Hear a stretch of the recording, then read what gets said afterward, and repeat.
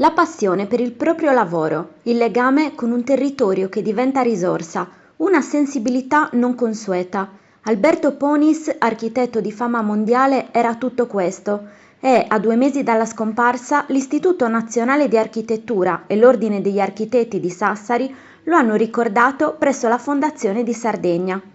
Ha fatto delle bellissime architetture nella costa gallurese, in particolare a Costa Paradiso e a Palau. Quindi diciamo che l'ho conosciuto quasi di persona, ecco. Ho seguito le sue architetture ed è anche quel maestro che in qualche modo mi ha trasmesso quella passione che mi ha portato poi a fare gli studi di architettura. Le sue case, perfettamente immerse nella natura, dialogano con il paesaggio.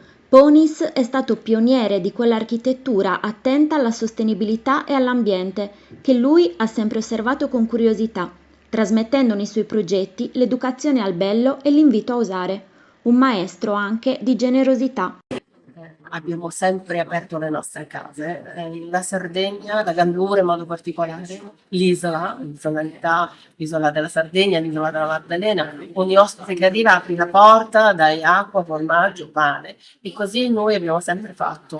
Venite a vedere, siete invitati. Questo diceva Ponis a studenti e curiosi, e l'invito resta valido ancora oggi. Questo suo grande insegnamento noi lo dobbiamo cogliere, lo dobbiamo portare, lo dobbiamo custodire e a noi oggi tocca tramandare.